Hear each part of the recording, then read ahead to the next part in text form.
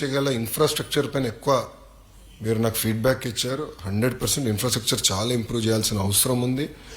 దానికి ఒక రోజులో అయ్యేది కాదు అది, ఎందుకంటే ఇది కొన్ని సంవత్సరాలుగా ఇగ్నోర్ అయింది. కానీ ఒకే రోజు అన్ని చేస్తాం కూడా చెప్తాం కరెక్ట్ కాదు, కానీ చేయాలని తప్పని ఉంది. కార్యాచరణ పెట్టుకుని మేము చేస్తాం.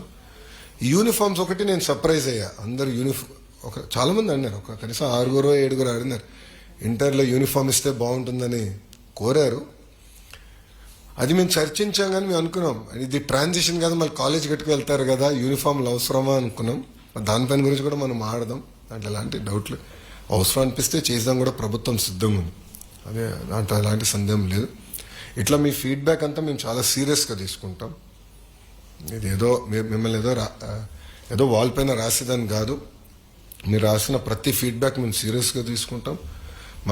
మన ప్రభుత్వం ఆలోచన ఒకటే, మీరు ఇస్తున్న ఫీడ్బ్యాక్ తీసుకుని మీ తర్వాత వచ్చే బ్యాచెస్కి మెరుగైన సదుపాయాలు ఎట్లా కల్పించాలి, లెర్నింగ్ అవుట్కమ్స్ ఎలా కల్పించాలి.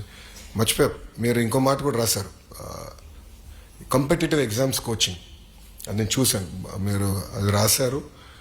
డెఫినెట్లీ చేయాల్సిన బాధ్యత ఉంది, కానీ అది చాలా కఠినమైన పని, అంత తేలిగైన పని కాదు మాకు కూడా. ఎందుకంటే అలవాటు లేదు. గవర్నమెంట్ జూనియర్ కళాశాలలో కానీ, హై స్కూల్ ప్లస్లో కానీ, ఇతర దాంట్లో కాంపిటేటివ్ ఎగ్జామ్స్కి చేస్తాం. బట్ ఆ బాధ్యత కూడా మా పైన ఉంది. అది సీరియస్గా మేము తీసుకుంటున్నాం ఫీడ్బ్యాక్ని.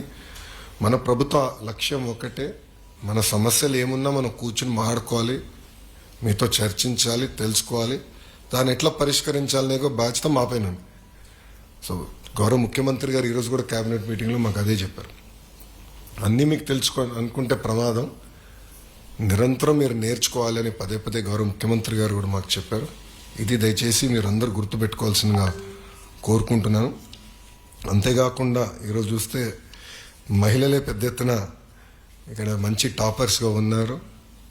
సో ఇది అన్ని రంగాల్లో మీరు ఇట్లనే వెళ్ళాలి, అన్ని రంగాల్లో మీరు ముందరికి వెళ్ళాలి. దేశంలో అద్భుతమైన అవకాశాలు ఈరోజు మనకు వస్తున్నాయి. జియోపొలిటికల్ రేస్లో భారతదేశం చాలా కీలకమైన పాత్ర వహించబోతుందని నేను బలంగా నమ్ముతున్నాను. ఇక్కడున్న కొన్ని సూచనలు ఇస్తున్నా. ఫ్రీడమ్ అనేది డబుల్ ఎడ్జ్ స్వర్డ్. ఎందుకంటే ఇప్పుడు మీరు అందరు కాలేజ్కి వెళ్తారు. ఫ్రీడమ్ అనేది అది ఎట్లా వినియోగించుకోవాలనేది కూడా చాలా చాలా ఇంపార్టెంట్. ఈ ట్రాన్సిషన్లో మీరు అందరూ చాలా జాగ్రత్తగా ఉండాలి.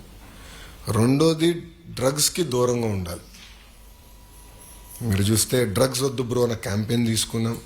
అది వచ్చే అకాడమిక్ ఇయర్ నుంచి, అంటే ఈ జూన్ నుంచి ఇంకా సీరియస్గా తీసుకుందాం అంటున్నాం. మీరు ఉడ్తా పంజాబ్ సినిమా చూసారు ఎవరన్నా? మీరందరూ చూడాలి, ఒక ఓటీటీ పైన ఉంది, చూడాలి.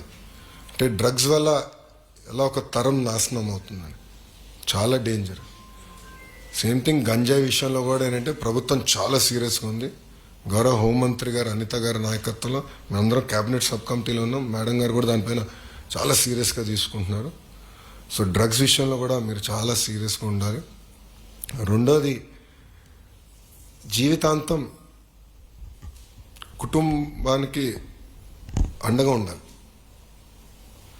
చదువుకున్నాం, ఉద్యోగాలు వచ్చేసినాయి, ఆ పని ఒత్తిడిలో మనం ఆలోచిస్తాం, వెళ్ళిపోతాం. నేను కూడా ఏంటంటే పని ఒత్తిడిలో అమ్మతో మాట్లాడాలి అనే విషయం కూడా మిస్ అయిపోతాం. నేను ఇప్పుడు అలారం పెట్టుకున్నాను నా ఫోన్లో, లేదంటే దేవాంశతో మాట్లాడాలని కూడా మర్చిపోతాను కొన్నిసార్లు. అలారం పెట్టుకుని నేను అది ఒక హ్యాబిట్గా చేసుకుంటున్నాను. మనం ఈరోజు ఈ స్థాయికి వచ్చామంటే వాళ్ళ వల్ల వచ్చాం. కుటుంబాన్ని మనం ఎప్పుడు మర్చిపోకూడదని మిమ్మల్ని అందరినీ కోరుతున్నాం. అదేవిధంగా ఒక రెస్పాన్సిబుల్ సిటిజన్గా ఉండాలి మనందరం. ఏదో